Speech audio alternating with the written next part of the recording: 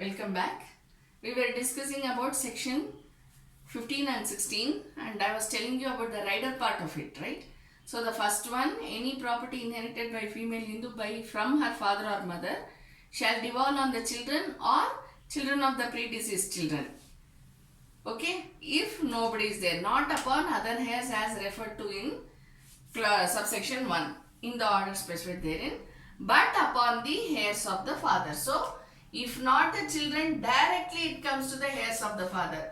So from 1 you go directly to the fourth point over here.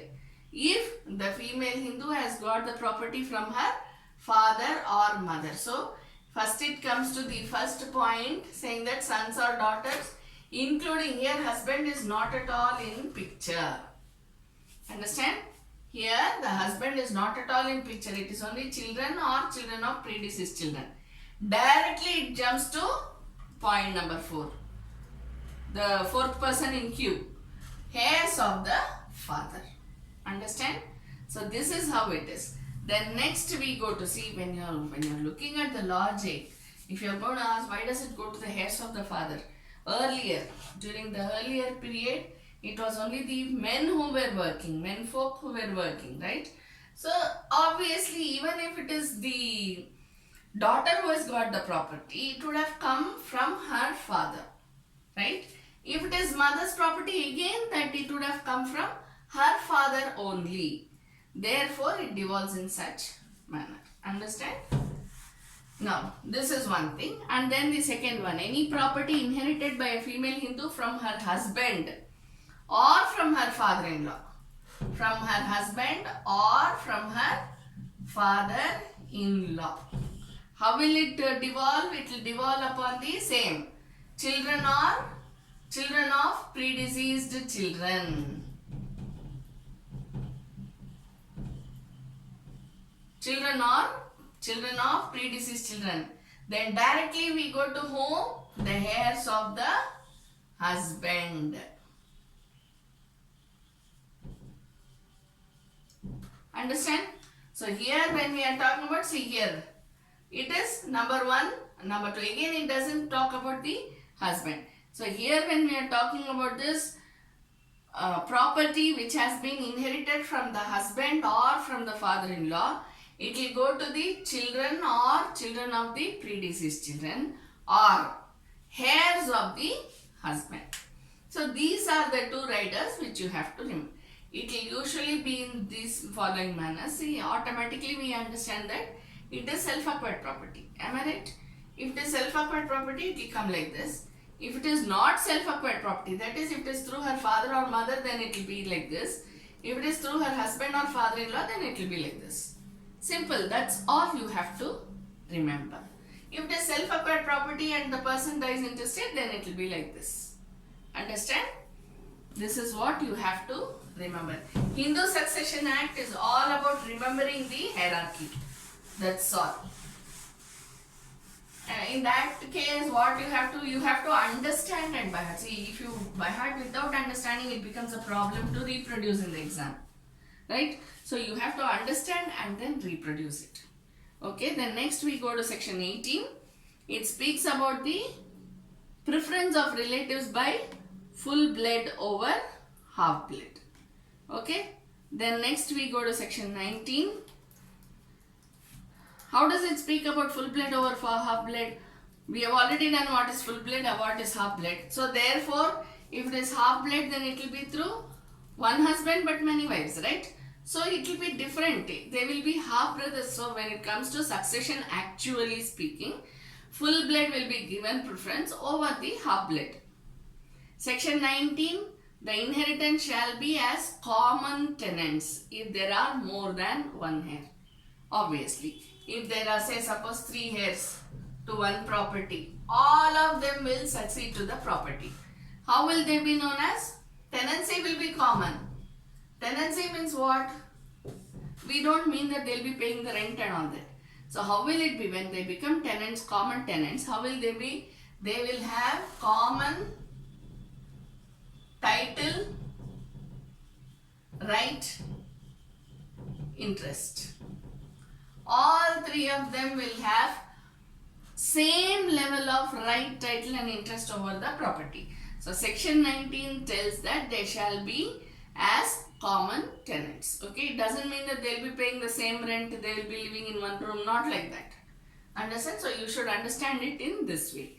Section 20, a child in womb shall get the right to succeed under this act. Okay. So these are all the sections which have been amended. Okay. That is how we get all these sections. Now section 20, a child in womb shall get the right to succeed under this act. So child in womb, we already know when we are taking up partition cases, right? Or we are drafting partition deed, we also talk about the child in womb. Why? Because the act says so. We have read about it in transfer of property also. Transfer of property act also says that a child in womb has an equal share in the property, has an equal right in the property, right? So child in womb, again here section 20 says that child in womb also has a right. Section 21 analyzes the position where there are simultaneous deaths. Simultaneous, 1, 2, 3, 4. 4 is enough. Okay. The elder person of the two shall be deemed to have died first. How will you take? See, if there is simultaneous death of 4 people. Now you would have heard, right? In case of accidents and all that, family of 4 killed in bus collision with a lorry or a tempo traveler colliding with a bus, whatever it is. Okay. Now in that case, what will happen? There will be 4 deaths. When it is a simultaneous death, obviously they would not have thought that we'll die in an accident. So probably they would not have executed a will also, right? In such cases, how will the succession happen? We should think about it, right? Very practical issue. They have died in an accident and they have not given a will also. They have not executed a will. So how will it work out to be? How will the death be taken into consideration? If it is husband, wife, son, grandson or granddaughter, how will it be taken into consideration? That the husband died first, then the wife died, then the son died, then the granddaughter died. Am I right? So this is how it will be treated for the purpose of succession. I am not telling you regarding any criminal cases. Please keep it in mind. I am only telling you how you will analyze while looking at the Hindu Succession Act. Understand? So it will be deemed as if the elder of all has died first. That is what section 21 says. Section 30. A co-partner may make a testamentary disposition of his undivided interest in the joint family property. Section 30, very important. See, I am giving you only the analysis of important sections. What does section 30 say? A person can leave a testamentary disposition. What is testamentary disposition? It means will. In respect of what? His share where in the undivided joint family property. Understand? Because he will not know what his share is. Am I right? See, the family property has not been divided. So he will not know how much his share will work out to be. So how will he write about his share? Whatever is his undivided interest. So automatically when there is a suit for partition or there is a partition deed going on, when even if he dies, his legal heir can file a case in the court saying that, sir, I am the legal heir of so and so person, hence I am a co-partner in the property. Understand?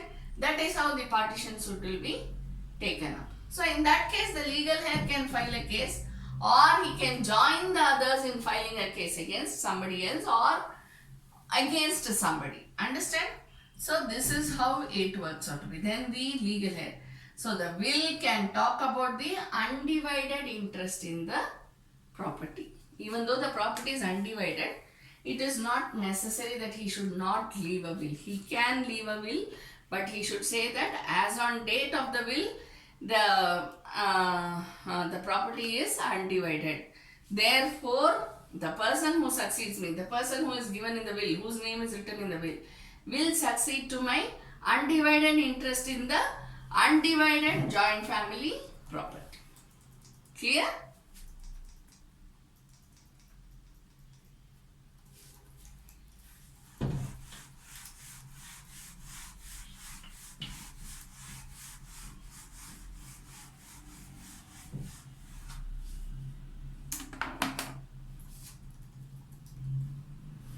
Then we go on to the schedule.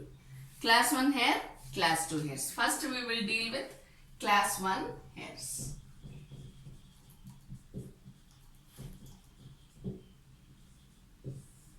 Who are they? Son, daughter, widow, mother. See, I am reproducing this from the Where Act, okay? Son, daughter, widow, mother. Okay? So, son, we have already read. Son, daughter, who is a widow? Widow is the wife of the deceased person. Mother of the deceased person. Understand? Son of the deceased person, daughter of the deceased person, widow of the deceased person, mother of the deceased person. Class 1 here. Then we go on to the next one. Son of a predeceased son. Son of a predeceased son.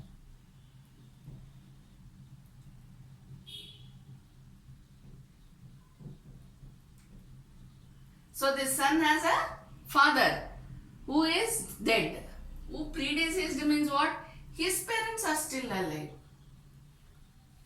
Parents are alive.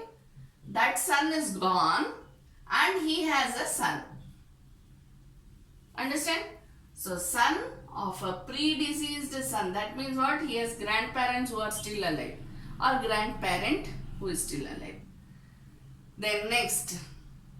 Son of a predeceased son. Daughter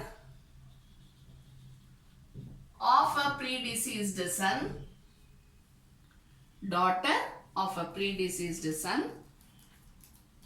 Then next, daughter of a predeceased daughter. Daughter of a predeceased daughter. So, who is the next one? Son of a predeceased son. Daughter of a predeceased son. Daughter of a predeceased daughter. 2005 Amendment Act, remember.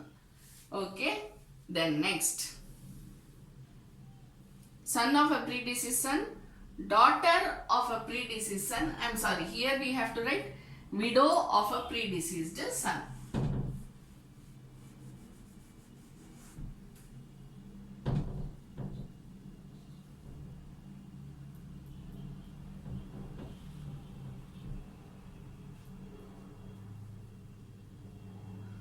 Okay.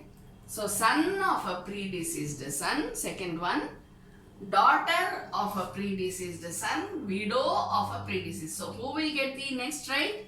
The wife and the children of the predeceased person. We have already read it in the section 6, section 15, section 16. Everywhere we are reading the same thing. Right? So, children or children of predeceased children. This is what we mean. Children or children of predeceased children. Clear? Then the next one. Son of a predeceased daughter. Son of a predeceased daughter. Then daughter of a predeceased daughter. So first whom do you have? Son, daughter, widow, mother. Done. There is no husband inside, there is no father inside. Okay. Then son of a predeceased son, daughter of a predeceased son, Widow of a predeceased son. So what does it show? It shows that the son who died has his parent or parents who are still alive. So the grandparent or the grandparents are alive. Understand? Then the third one is son of a predeceased daughter, daughter of a predeceased daughter. Very simple. The daughter is dead, but again here the grandparent or grandparents are alive. Okay. Then last one, D. Son of a predeceased son of a predeceased son. Son of a predeceased son of a predeceased son. So here you are seeing only 2. Here 3. That means what? May be alive, may not be alive, but the property is there. Son of a predeceased son of a predeceased. See, when I am saying predeceased son, not necessary that the grandparent should be alive on the date of the succession. What I am saying is when they were alive, the son died or the daughter died. That is what I mean when I say, see this alive over here, it doesn't mean that on the date of succession they are alive. It doesn't mean that. They are alive on the date of death of the son or daughter. Understand? So that is what. After the son or daughter died, they died. Or if they are still alive, well and good. If they are not alive also, it's okay. But provided the son or daughter should have passed away before their parents. That is what I need to say. Let me clarify. Okay. So here when we say son of a predeceased son of a predeceased son, that means what? The great grandfather had a son who predeceased him. And this son had a son who predeceased him. And then this son has a son. Understand? So the great grandfather, now he may not be alive, but he was alive when his son died. Understand? And this father was alive when his son died. And this son was born, but this father had. Understand? So it is predeceased son of a predeceased son, son of a predeceased son of a predeceased son. So now who comes here? It is the father. Here it is the grandfather. Am I right? Father, grandfather. So obviously here it becomes great grandfather. Simple. Okay. Then next, after this son, whom do we have over here? Daughter of a predeceased son of a predeceased son. Again, here son of a predeceased son. Here daughter of a predeceased son of a predeceased son. Okay. Then widow of a predeceased son of a predeceased son. Widow of a predeceased son of a predeceased son. Here you have seen widow of a predeceased son. Here it is widow of a predeceased son of a predeceased son. Now this widow belongs only to this, not to this. Understand? But when we are seeing here, it may be this or it may be this. Understand? So that is how you have to calculate. So these are the people belonging to class 1 here. Clear? You should be very clear in your mind so that you can very easily tackle the case in front of you. Okay, I hope you have understood this.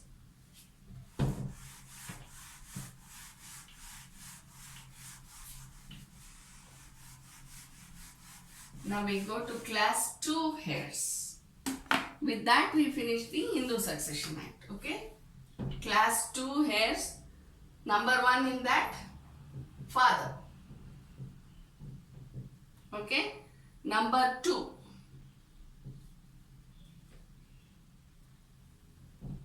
sons, daughters son. Grandfather is there. He has a son. That son's daughter's son comes in class 2 here. Okay. And then laterally, this you can write as A, this you can write as B. Son's daughter's daughter. Same. Son's daughter's son, son's daughter's daughter. C. Daughter's son's daughter. Daughter has a son and that son has a daughter. Okay. Then next.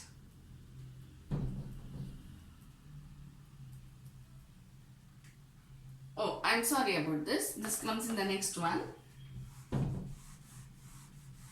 This is right. Okay. Son's daughter's son, son's daughter's daughter. Son has a daughter, daughter has a daughter. Son has a daughter, daughter has a son. Then they come under class 2 here. Okay, and the number 3 is brother. Then D is sister. All these people come under number 2. Son's daughter's son, son's daughter's daughter, brother, sister. 3. Daughter's son. Son. Daughter has a son and that son has a son. A. Okay. B. Daughter's son's daughter. C. Daughter's son. See, all this you have no other go but to by heart. Okay. Daughter's son. Then D. Daughter's daughter. So all 3 daughters. Daughter's son's daughters. Daughter's son daughter. Daughter's son. Daughter. Here full it is taken up by son. Here full it is taken up by daughter. Okay. Then 4th. It goes to brother's son. Cousins, right? Brothers, niece, nephews. Brother's son. Number 2. B. Sister's son. C. Brother's daughter. D. Sister's daughter.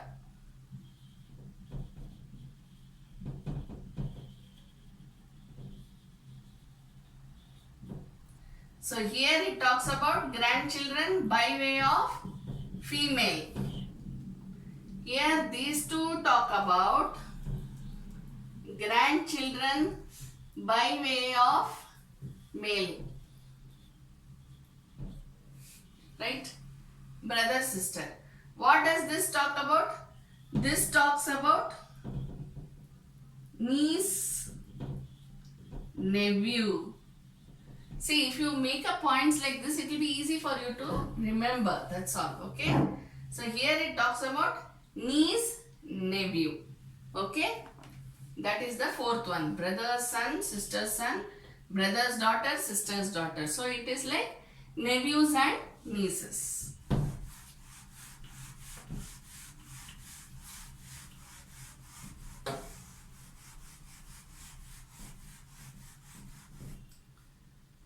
We go to the 5th point.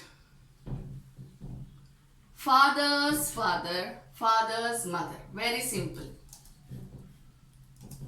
Father's father. That is grandfather. Am I right? B. Father's mother. So how do you call them as? Paternal grandparents. Correct? Paternal grandparents. 6th. father's widow, brother's widow.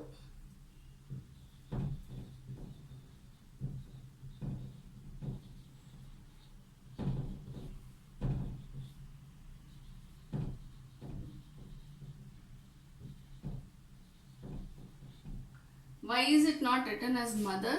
Why do you say father's widow? Who is father's widow? Mother only, no? But not necessary. Father's widow may be another wife of the father. Clear? Therefore, that widow comes under the class 2 here. Clear? So, father's widow, we already read agnate, cognate, half-blood, uterine blood. We have read so much, right? How do we use it? We use it only here. So, instead of saying mother, mother comes in class 1 here. Am I right? So, here it is father's widow. When it comes to father's widow, some other mother. I mean, the other wife of the father. Then, brother's widow, sister-in-law.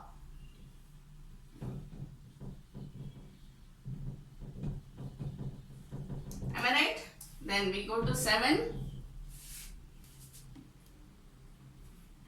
Father's brother, father's sister.